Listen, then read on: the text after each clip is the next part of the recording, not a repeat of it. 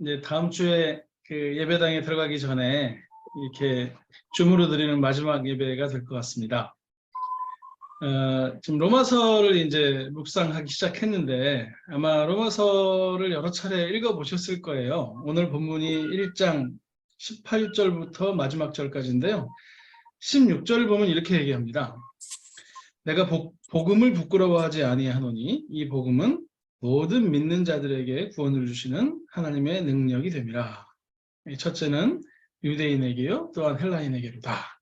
하면서 복음이라는 것이 믿는 모든 자들에게 구원을 주시는 하나님의 능력이다 라고 얘기하고 거기에 차별이 없다. 헬라인이든 유대인이든 차별이 없다라는 얘기를 합니다. 2장을 보시면 이제 2장에서도 헬라인과 유대인이 차별이 없다 하는 얘기가 계속해서 나옵니다. 뭐 예를 들면 이제 9절을 보면 악을 행하는 사람에게 각 사람의 영에게 환난과 공고가 있는데 첫째는 유대인에게도 또한 헬라인에게로다.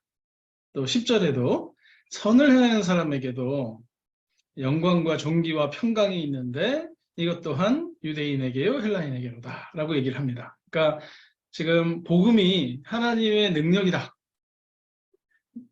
모든 믿는 사람들에게 구원을 주시는 하나님의 능력이다 라는 얘기를 하면서 거기에 차별이 없다 라고 얘기를 하고요. 그 다음에 하나님의 진노에도 여전히 차별이 없다 라는 얘기를 하고 있는 중입니다. 그러니까 내일 이제 2장 1절부터 16절까지를 묵상하시는 본문인데 내일 읽으실 본문에서도 여전히 오늘 우리가 설교에서 다루는 본문과 연결된 이야기를 계속해서 해나간다는 것을 좀 참조하시면 좋을 것 같습니다. 오늘은 이제 진노에 대한 이야기입니다. 교회 다니시는 분들 중에서도요, 하나님이 진노하신다라는 이야기를 들으면 좀 이렇게 굉장히 싫어하시는 분들이 있습니다. 어떻게 사랑의 하나님이 진노를 하실 수가 있냐? 나는 사랑의 하나님은 믿지만 진노의 하나님은 믿지 않는다. 진노와 사랑이 서로 다른 것이고 상반되는 것이어서 사랑의 하나님이 진노하시는 건 있을 수 없다라고 얘기를 하면서 이제 하나님의 진노, 하나님의 심판에 대해서 상당히 거부 반응을 일으키는 사람들이 교회 밖에만 있는 게 아니라 교회 안에도 종종 있습니다. 어떻게 생각하십니까? 우리가 믿는 하나님은 사랑의 하나님입니까? 아니면 사랑만 하셔야 하는 하나님입니까? 또 어떤 분들은요, 이 진노의 하나님에 너무 경도되어서 사랑의 하나님을 믿을 수가 없는 분들도 있습니다. 그래서 계속 자신의 행위로서 자신을 증명해내려고 노력하다가 뭔가 하나 잘못하면 이제 나는 죽었다 라고 생각을 합니다. 그래서 일상에서 나타나는 작은 어려움들만 이렇게 생겨도 이게 하나님의 진노인가 보다. 그럼 난 뭘 잘못했지? 하면서 계속 죄책감, 죄의식에 사로잡혀 있는 사람들이 있습니다. 혹시 우리가 믿는 하나님은 진노의 하나님입니까? 아니면 진노만 하시는 하나님입니까? 하나님의 사랑과 하나님의 진노가 공존할 수 있을까요? 만약에 이 두 가지, 공의의 하나님과 사랑의 하나님이 공존할 수 있다면 사랑하는데 어떻게 진노를 하고 또 진노하면서 어떻게 사랑을 할까 하는 게 이제 우리들이 잘 이렇게 정리해야 될 숙제입니다. 만약에 하나님이 사랑과 진노를 동시에 하시는 것이 사실이라면 사랑과 진노는 반대말이 아닙니다. 뭔가 관계가 있거나 아니면 매우 보완되는 어떤 말일 것입니다. 이걸 이제 우리한테 좀 적용을 시켜볼게요. 사람한테. 여러분 어떤 사람에게 화를 내시고 어떤 사람에게는 화를 안 내십니까? 그러니까 우리가 화가 날 때가 있는데 언제냐면 내가 사랑하는 어떤 사람이 나의 기대를 충족해주지 않을 때, 이럴 때 우리가 좀 화가 납니다. 화가 난다고 막 늘 진노하지는 않습니다. 그러나 나랑 관계 있는 사람, 내가 사랑하는 사람, 이런 사람들에게 내가 어떤 기대를 가지고 있는데 그 기대가 충족되지 않으면 화가 나죠. 보통 내 남편이나 내 아내에 대한 신뢰와 기대가 있는데 그게 충족되지 않는다면 좀 화가 납니다. 그냥 지나가는 남자한테 혹은 지나가는 여자한테 막 화내고 그러지 않으시잖아요. 내 기대가 충족이 안 된다 할지라도. 그러나 내가 기대하는 사람, 내가 사랑하는 사람이 내 기대에 충족되지 않는 것 같으면 화가 나는 것이 좀 사실입니다. 내가 자녀를 사랑하기 때문에 끝없이 헌신을 하는 상황에서 자녀가 그걸 너무 몰라주면 상심이 되고 마음이 아픕니다. 하지만 별로 사랑하지도 않고 헌신하지도 않는 어떤 아이 때문에 마음이 아프거나 화를 내는 경우는 없습니다. 물론 이런 얘기를 하면서요, 누군가한테 화내면서 내가 다 사랑하기 때문이다 이렇게 말하는 것을 매우 주의해야 됩니다. 왜냐하면 우리가 매우 미숙해서 인격적으로 매우 미숙해 있고 또 자기중심성을 사랑으로 이렇게 자꾸 바꾸려고 하는 거짓 사랑을 흉내내는 경향이 있어서 정당한 진노를 자기 분풀이로 만들어버리는 상황이 자주 생깁니다. 그래서 사랑하기 때문에 화낸다. 이것이 이론적으로는 맞지만 실제로 나타날 때는 그 화가 진정한 사랑이 아니라 분풀이일 때, 또 분풀이로 변질될 때가 많이 있습니다. 그러니까 다시 하나님의 사랑으로 좀 돌아오면요. 하나님의 사랑과 진노는 서로 반대되는 방향을 지향하지 않고 같은 방향을 바라보면서 서로를 보완해 나갑니다. 그래서 그러려면 하나님의 진노는 정당해야 되고요. 명확한 기준을 가지고 있어야 됩니다. 그냥 하나님이 이럴 땐 이러고 저럴 땐 저러는 분이 아니라 하나님이 진노하실 때는 왜 진노하는 것이 정당한가 하는 문제와 그럼 그 기준은 무엇인가 또 어떻게 진노하시는가 이런 것들이 나오는데 그 기준은 이제 내일 본문인 2장으로 가면 나올 것이고요. 오늘은 하나님의 진노가 왜 정당한지 또 어떤 형태로 우리에게 임하는지 이런 것들을 좀 보여줍니다. 먼저 1장 18절부터 23절까지는 하나님께서 왜 진노하시는지 또 그 진노의 정당성은 무엇인지에 대해서 얘기합니다. 18절을 보시면 하나님의 진노는 불의로 진리를 막는 사람들의 불경 그리고 불의에 대하여 하늘로부터 나타난다라고 얘기합니다. 본문을 보면요. 모든 사람에게는 하나님을 알 만한 지식이 있다라고 전제합니다. 왜냐하면 19절과 20절에 이미 만물 안에 하나님의 영원하신 능력과 신성을 통해서 하나님에 관하여 알 만한 진리가 묻어나 있기 때문이다 라고 얘기를 하죠. 그래서 누구도 하나님을 모른다고 하거나 진리를 모른다고 변명할 수 없다라고 바울이 이제 전제를 합니다. 이제 자연의 섭리 가운데서 우리가 충분히 하나님의 모습을 볼 수 있다. 하나님의 능력과 하나님의 신성을 통해서 하나님을 알만하다라고 얘기를 하는 겁니다. 사실 도시 생활하시는 분들에게 이 이야기가 잘 와닿지 않을 수도 있습니다.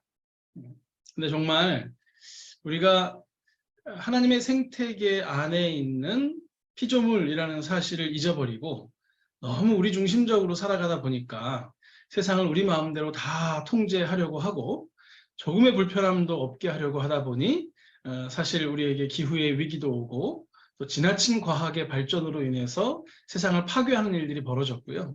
덕분에 지금 우리는 여러 가지 어려움을 겪고 있습니다. 사실 이런 상황을 보면서도 우리는 하나님을 알아가기 시작해야 됩니다. 정말 우리의 역할이 무엇이고 우리의 한계가 무엇인가 이런 생각을 분명히 해야 되는데 여전히 더 편하게, 더 쉽게, 더 마음대로 살려고만 하는 것 이런 것들이 하나님이 이미 우리에게 하나님을 보여주고 계신데도 불구하고 너희가 얼마나 제한된 존재로서 내가 너희에게 맡긴 청지기 역할을 감당해야 된다라고 말씀하고 계심에도 불구하고 아닙니다. 제가 주인입니다. 저는 이것도 필요하고 저것도 필요하고 이것도 바꾸고 저것도 바꿀 겁니다. 라고 말하고 있는 것은 아닌지 좀 살펴볼 필요가 있는데요. 여기서 하나님을 알 만한 지식이 하나님에 대한 온전한 지식은 아니라 할지라도 충분히 하나님을 이해할 수 있는 것들이 우리 안에 있다라고 얘기를 합니다.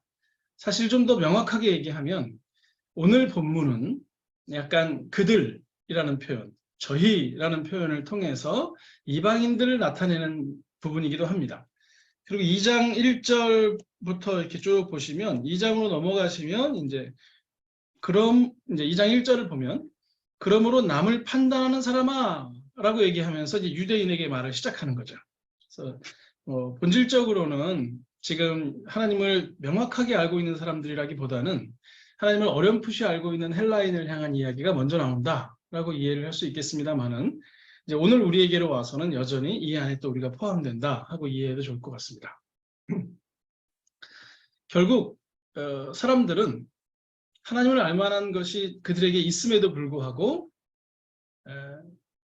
불경과 불의로 하나님의 진리를 억누르고 있습니다. 그래서 이제 불경이라는 말은요, 헬라 원문을 좀 찾아보면 하나님의 권위에 도전하는 것을 의미합니다. 그리고 불의, 의롭지 아니함은 하나님의 질서를 파괴하는 것을 의미합니다. 그러니까 우리 안에 하나님을 알 만한 것이 있음에도 불구하고 이렇게 해야 된다, 이것이 맞다라는 것을 이미 알매도 불구하고 하나님의 권위에 도전함으로 또 하나님의 질서를 파괴하고 있다라고 얘기를 하는 겁니다. 예를 들면 이런 거죠. 우리가 부부로서 어떻게 살아야 되는지, 부모로서 혹은 자녀로서 어떻게 살아야 되는지, 내가 직장인으로서 혹은 학생으로서 어떻게 살아야 하는지, 내가 이 대한민국이라는 사회의 일원으로서, 시민으로서 어떻게 살아야 되는지 우리는 모르지 않습니다. 그럼에도 불구하고 우리는 그것을 잘 지키지 않는데, 그것이 뭐냐면 하나님의 권위에 도전하는 것이다, 하나님의 질서를 파괴하는 것이다 라고 얘기를 합니다. 하나님이 그분의 권위를 가지시고 이 땅에 질서를 세워놓으신 겁니다. 교회에도 질서를 세우시고요, 가정에도 질서를 세우시고 직장에서도 질서를 세우셨습니다. 그런데 그런 것들을 잘 이렇게 지키고 살아가는 것이 옳다 하는 것을 알매도 불구하고 그것을 어기는 것이 사실은 하나님의 권위에 대한 도전이고 하나님이 부여하신 질서를 파괴하는 것이다 라고 얘기를 합니다. 이제 그런 사람들에게 하나님의 진노가 내려온다라고 얘기하죠. 왜냐하면 우리가 여기 존재하는 이유는 그저 내 멋대로, 나 편한 대로, 나 하고 싶은 것 하면서 살라고 여기 존재하는 게 아니라 하나님을 영화롭게 하기 위해서, 또 그분으로 하여 영원토록 즐기기 위해서, 그분을 즐거워하기 위해서 우리가 여기 존재하는데, 그 삶의 목적에서 벗어나서 자기중심적으로 자기 즐거움만 가지고 살아가는 것이 결국 하나님에 대한 또 권위에 대한 도전이고 또 하나님이 부여하신 질서에 대한 파괴다라고 얘기합니다. 그리고 그 죄목이 이제 쭉 21절부터 23절까지 등장을 합니다.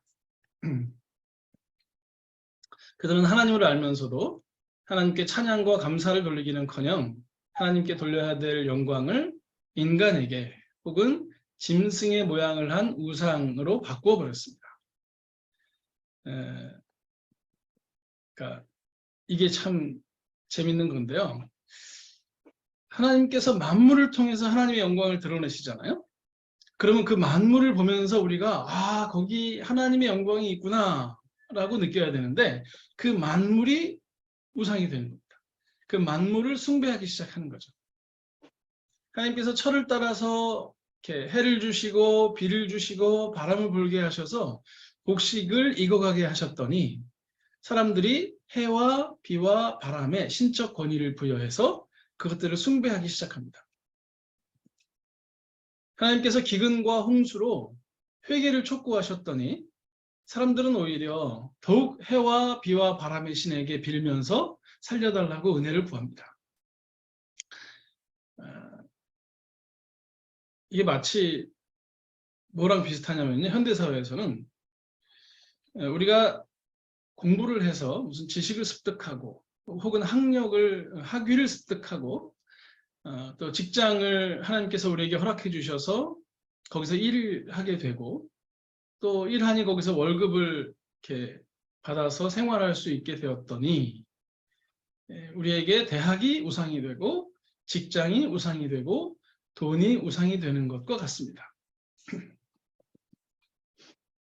우리가 자꾸 어긋나는 지점이 뭐냐면 건강이 굉장히 중요하잖아요.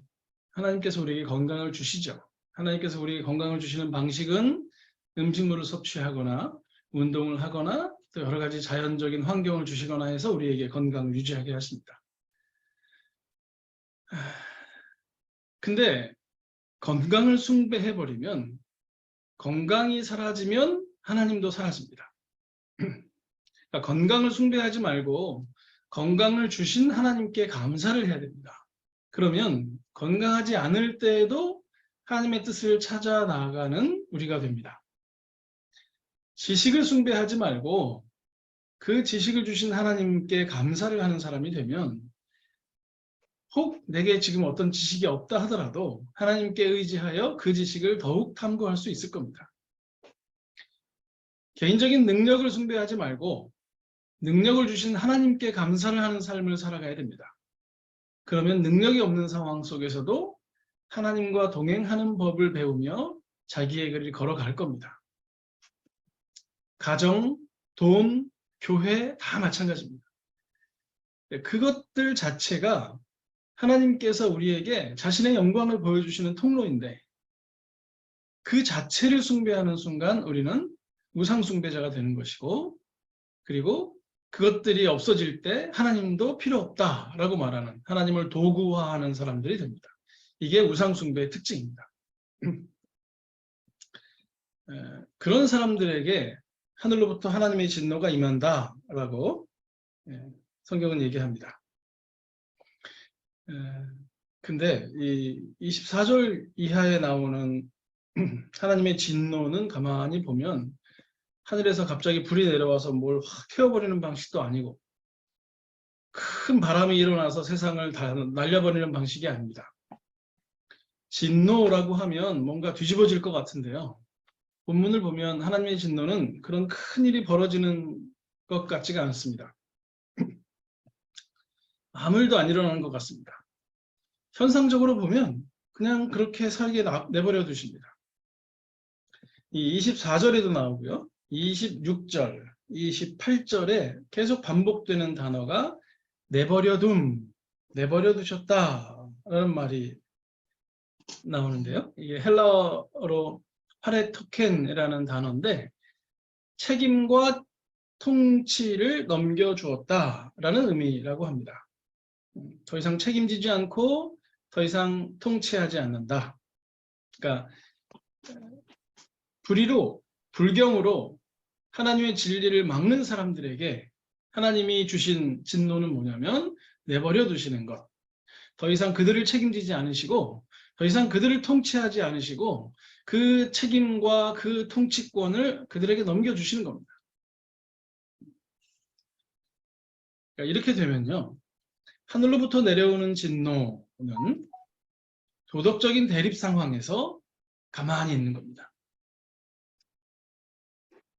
누가 도둑질을 해도 옆에서 보고 말리거나 잘못했다고 말하지 않고 그냥 가만히 있는 것. 누가 어떤 잘못을 해도 그냥 그래 너는 그런 사람이니까 그렇게 살아라. 할 수 없지. 나랑 너랑 이제 관계를 끊자 하고 가만히 두는 것. 이게 하나님의 진노의 방식이다라고 로마서 1장에서 얘기하고 있습니다. 관심이 없다는 거죠. 사랑의 반대말은 무관심이다라는 말을 하기도 하는데요. 그래서 이렇게 진노라는 것은 도덕적 대립의 상황에서 중립을 지키는 것이고 사랑은 도덕적 대립의 상황에서 타일이기도 하고 벌을 내리기도 하는 거죠.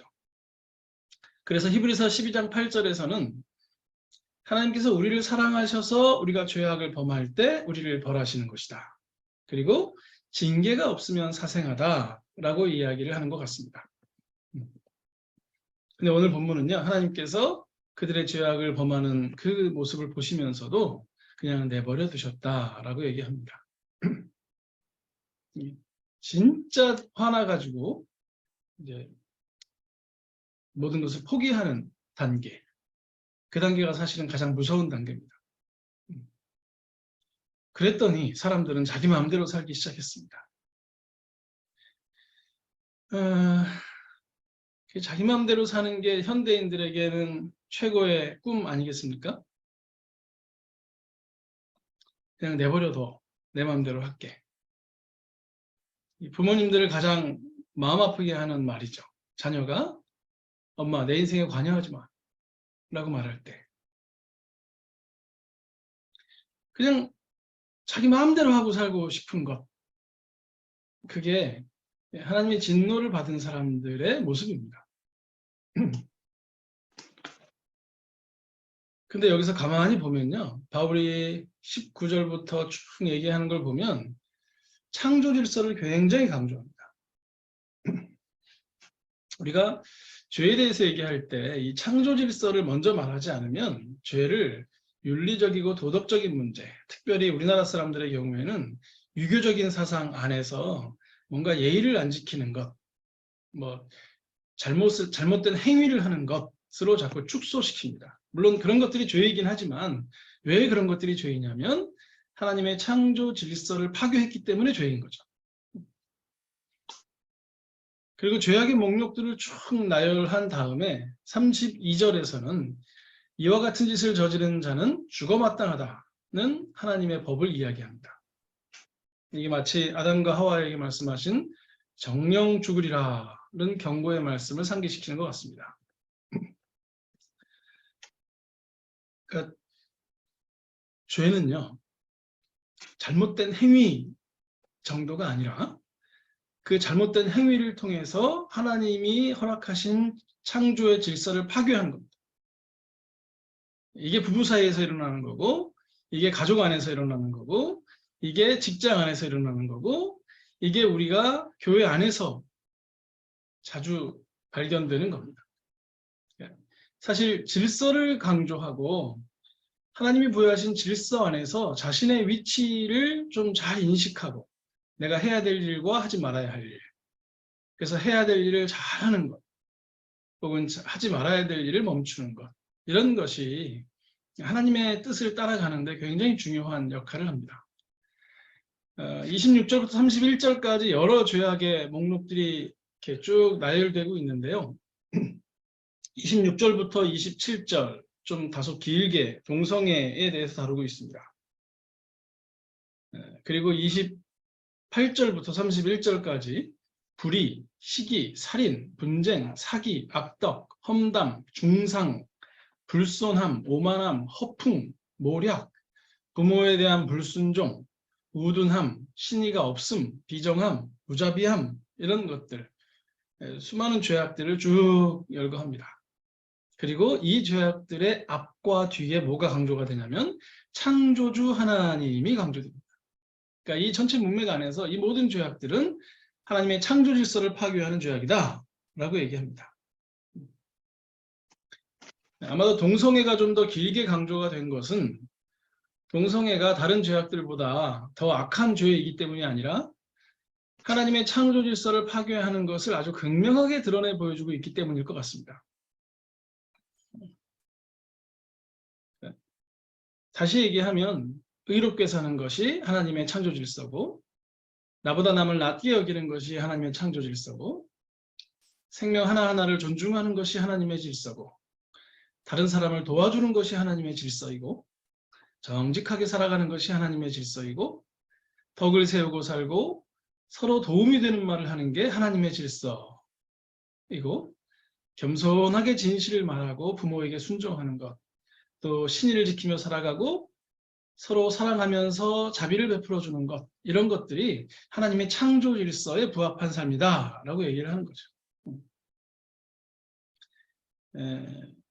최근에 기독교 안에서도 이런 가치들을 잃어가고 있는 것 같습니다. 대표적으로 동성애인데요. 성경에서 이렇게 분명하게 얘기하고 있음에도 불구하고 이게 당시에 로마인들의 특징이었기 때문에 얘기하는 거다라는 식으로 이렇게 축소하려고 하는 경향에 대해서 반대합니다. 성경은 분명히 동성애를 죄로 얘기하고 있죠. 다만 우리가 동성애자들을 혐오하는 것은 완전히 다른 문제입니다. 제가 이제 이거는 뭐 검증한 건 아닌데 왜 우리가 동성애자들을 이렇게 혐오하나 하면 지금 제가 뒤에서 얘기하는 것, 뭐 정직하게 사는 것, 이것 우리가 죄를 많이 짓잖아요. 거짓말도 하고 덕을 못 세우는 경우도 우리가 많이 보고 생명을 존중하지 않는 모습 우리 안에 많이 있습니다. 근데 동성애에 대해서는 사람들이 조금 자신 있어 하는 것 같아요. 나는 그 죄악을 안 짓는다. 사람들이요, 자기가 지을 죄가 아니라고 쉽게 판단하고 정죄하는 경향이 있습니다. 그래서 동성애는 죄입니다. 그런데 더 특별하게 나쁜 죄라서 혐오를 받아야 될 대상이 아니라 인간관계의 아름다움 속에서 사랑해야 될 사람들인 거죠. 쉐이퍼가 얘기했듯이 바른 진리와 인간관계의 아름다움은 항상 같이 가야 합니다. 그것이 거짓을 말하는 사람이든 또 무슨 다른 죄악을 저지르는 사람이든 잘못된 행위에 대해서는 우리가 언제든지 잘못됐습니다라고 정직하게 말할 수 있어야 하고, 그러나 그들 자신, 그 존재는 우리가 사랑하며 살아갈 수 있는 그런 좀 풍성함, 하나님의 풍성함이 좀 우리에게 있었으면 좋겠습니다. 어쨌든 지금 여기서 얘기하는 죄들은요, 단순히 윤리적인 죄악들이 아니라 창조의 질서를 파괴하는 것이다 라는 것이 강조되고 있습니다. 그리고 앞서 말씀드린 것처럼 이제 2장 1절부터 16절까지는 그것이 단지 이방인의 이야기가 아니라 유대인에게도 마찬가지다라고 얘기하면서 6절부터 11절까지 이제 그 기준을 얘기합니다. 쭉 사람의 행위대로 갚으신다라는 얘기를 하는 거죠. 그 부분은 내일 묵상을 하시면서 보시기로 하고요. 오늘 본문을 간단히 이해하면 다음과 같습니다. 하나님의 본성과 영원하신 능력은 창조 세계에 이미 깊게 드리워져 있어서 모든 사람은 하나님을 알 만한 지식을 가지고 있습니다. 온전하지는 않습니다. 하지만 분명히 하나님을 알 수 있습니다. 그런데 사람들은 하나님의 창조 질서를 따라서 살아가려고 노력하지 않습니다. 자기 마음대로 자기 욕망을 채우며 살아가는 것을 선택합니다. 같이 협력하려고 하지 않습니다. 협력하는 게 하나님의 속성이잖아요. 삼위 하나님께서 함께 하시고 또 돕는 배필을 지으셔서 함께 살아라 라고 말씀하셨는데 협력하려고 하지 않습니다. 내 이름이 드러나야 그때 열심히 합니다. 내가 대표가 되어야 뭘 열심히 합니다. 결국 하나님처럼 되고자 하는 욕망으로부터 우리가 자유롭지 않은 겁니다. 우리가 하나님이 되고자 하는 거죠. 하나님께서 서로 돕는 배필이 되라고 하셨는데 상대방을 도우려 하지 않고 흠잡으려 합니다. 이름 욕망에 사로잡힌 사람들은 결국 자신이 하나님처럼 되고자 하고, 그래서 공동체 안에서 함께 더불어 살아가면서 보완하고 사랑하고 살아가는 삶보다는 내가 너보다 낫다라는 걸 증명하느라고 인생을 허비합니다.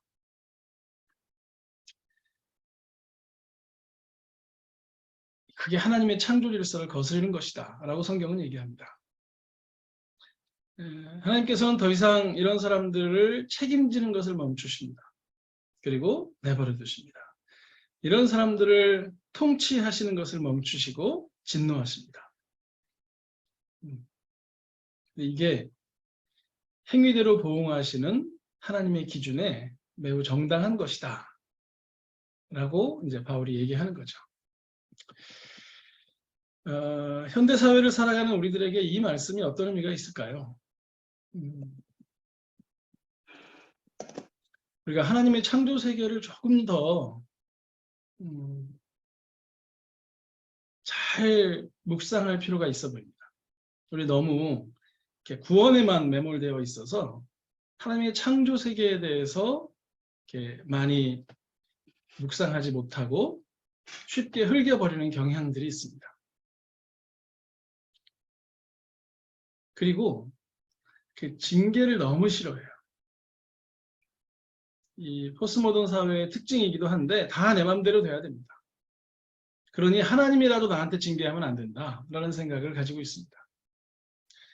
근데 이제 이런 생각들은 어디서부터 이제 어긋나기 시작했냐 하면 우리의 삶의 목적이 무엇인가부터 다시 되짚어 가야 됩니다.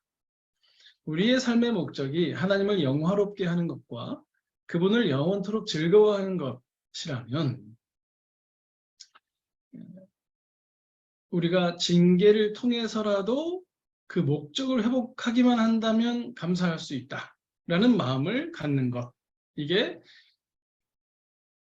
그리스도인 된 우리들의 어떤 마음의 태도여야 될 거라고 봅니다. 인생을 살면서 고통 없이 살겠다. 내겐 어려움이 1도 없어야 된다. 라는 오만한 태도를 버리고 내 인생을 살면서 하나님을 영화롭게 하는 것을 위해 살겠다. 내가 그분으로 인해서 즐거워하는 삶을 사는 것이 내 인생의 오로지 유일한 목표다라는 이 진정한 목표를 회복하면요. 징계가 내게 와서 내가 그분께 돌아갈 수만 있다면 이건 정말 감사할 일이죠. 우리가 진짜 무서워해야 될 일은 우리가 죄악을 짓고 있는 그 현장에서 하나님이 가만히 계시는 겁니다. 비록 아프고 힘들어도 하나님이 우리를 인도하셔서 기어이 하나님의 뜻에 합당한 삶을 살아가도록 우리를 만드시는 것, 그게 우리의 꿈입니다. 비그리스도인은 그렇지 않습니다. 난 아무 어려움 없었으면 좋겠어. 좋은 집에서 살고 싶고 좋은 차를 타고 싶고 좋은 옷을 입고 싶고 좋은 밥을 먹으면서 내 마음대로 하고 살고 싶어. 그렇게 자기 욕망을 따라 살아가기를 원하는 사람들, 이런 사람들에겐 징계가 결코 있어서는 안 됩니다. 이번 시험에 꼭 합격해야 되고 이번에 꼭 승진해야 되고 이번에 꼭 대학교 가야 되고 이번에 꼭 내 할 말을 해가지고 저 사람의 마음이 아프든 안 아프든 하여튼 기어이 후벼 파서라도 내 뜻을 이루겠다 하는 게 인생의 목적이 다른 사람들의 삶의 모습입니다. 그래서 하나님이 있든 말든 하나님의 뜻이 있든 말든 하나님의 질서가 있든 말든 나는 나 할 말하고 나 하고 싶은 거 하고 살겠다. 그러니 하나님은 내게 그걸 채워주세요 라고 얘기를 하는 거죠.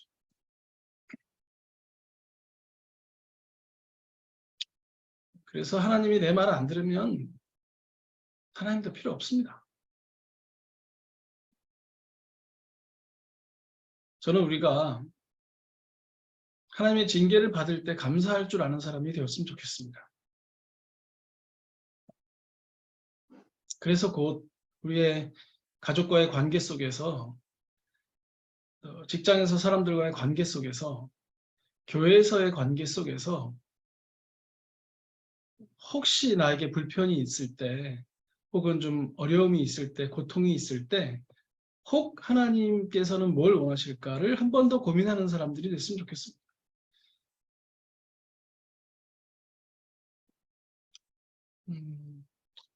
또 하나는요. 우리가 참 회개에 익숙하지 않은 세대가 되었습니다.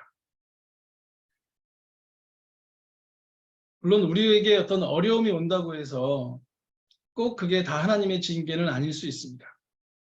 너무 의롭게 잘 살아서 우리에게 고난이 주어질 수 있죠. 애매한 고난이. 그러나 여전히 우리에게 오는 여러 가지 심리적인 어려움이나 신체적인 어려움이나 뭐 경제적인 어려움이나 여러 가지들 안에서 혹시 우리에게 하나님의 징계가 있을 수도 있다면 그때 우리는 좀 혹시 나의 죄 때문에 이런 것이 온 것은 아닌가 하고 고민하면서 엎드려 고백하고 용서를 구하는 것들이 우리에게 필요합니다. 미안하다. 내가 잘못했다. 라는 이야기를 평상시에 많이 하고 사십니까? 일상에서도 많이 안 하고요. 하나님께도 많이 안 하는 말이 되어버린 건 아닌가. 많은 사람들이 자신이 잘못한 것을 정당화하기 위해서 합리적인 이유를 들어서 이야기하기 시작합니다. 그리고 내가 살려고 누군가를 나쁜 사람을 만들려고 합니다. 급기야 성경 구절까지 인용해서 자신의 죄를 정당화하기도 합니다.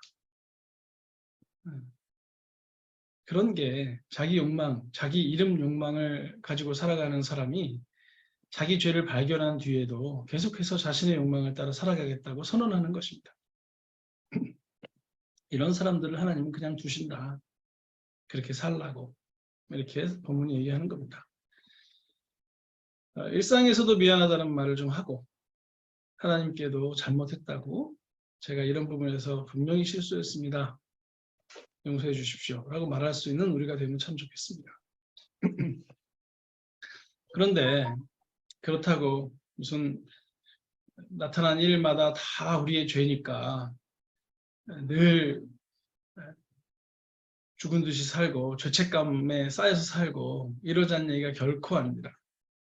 우리는 다 죄인일 뿐이고 심판하시는 하나님 앞에서 그저 죽여달라고 말씀드릴 수밖에 없는 사람들인 것은 뭐 누구나 마찬가지인 것 같습니다. 그러나 하나님께서 우리에게 그리스도를 통하여 의로움을 나타내 주셨다 하는 게 복음입니다. 그리고 그리스도의 의로움으로 우리를 구원하는 믿음의 법칙을 우리에게 주신 거죠. 그래서 그리스도인이라는 사람들은 선행을 많이 하는 사람들이 아닙니다. 그리스도의 의로움을 덧입은 사람들이죠. 그리스도의 의로움을 덧입어놓고 보니까 선행도 나오는 거지. 선행을 많이 했으니 그리스도인이 되는 건 아니지 않습니까? 그리스도의 의로우심에 기댄다는 것. 이건 뭐냐면 믿음으로 말미암아 살아나고 살아가는 것입니다. 로마서 1장 17절에서 하는 얘기죠. 우리 본문 바로 앞절인데요. 복음에는 하나님의 의가 나타나서 믿음으로 믿음에 이르게 하나니 기록된 바 오직 의인은 믿음으로 말미암아 살리라. 여기 살리라라는 말이요. 이게 번역하기가 힘든 말입니다. 살아난다는 건지 살아간다는 건지 이게 잘 우리가 딱 확정하기 어려운 말입니다. 저는 그냥 그러면 둘 다 주신 것이니 하고 봤습니다. 믿음으로 말미암아 살아나는 거 맞잖아요, 우리가. 믿음으로 말미암아 살아가는 것도 맞습니다. 우리는 하나님의 창조 질서를 거스르면서 자기 욕망을 따라 살아가는 사람들이 아닙니다. 그런 우리 자신을 발견하시면 그건 발견할 수밖에 없잖아요. 너무 죄책감에 빠지지 마시고 잘못했습니다 하고 이제 좀 다르게 살아보겠습니다 하고 얼른 우리의 삶의 태도를 바꾸는 지혜로움이 좀 필요할 것 같습니다. 그리고 혹시 우리가 어려움을 당한다 하더라도 마치 이 어려움은 내게 없어야 되는 것처럼 생각하지 말고 이 어려움 때문에 내가 성장해서 좀 더 하나님을 따르는 사람이 될 수 있겠구나. 고통이 우리에게 주어질 때 고통으로 인하여 부서질 것이냐 아니면 그 고통 때문에 열릴 것이냐 깨어져 열리는 사람이 될 것이냐는 다른 문제입니다. 삶의 목적이 우리 주님 사랑하는 것, 그분과 함께 살아가는 것이라는 사실을 우리가 잊지 않았으면 좋겠고요. 그래서 만약 우리를 사랑하셔서 징계하신다면 감사하면서 성장하고 우리의 죄악이 발견될 때 죄송스러워하면서 겸손하게 주님 앞에 나아가고 그러는 것이 그리스도의 의로우심에 기대어서 믿음으로 살아가는 사람의 모습이 아닐까 하는 생각이 좀 듭니다. 주님께 조용히 나가서 주님 앞에서 우리 자신을 돌아보는 삶이 매일매일 있었으면 좋겠습니다. 그리고 그 삶을 통해서 내가 정말 하나님의 자녀로 이렇게 자라가고 있구나 하고 확인하시면서 이렇게 살아가시면 좋을 것 같습니다. 네, 기도하겠습니다.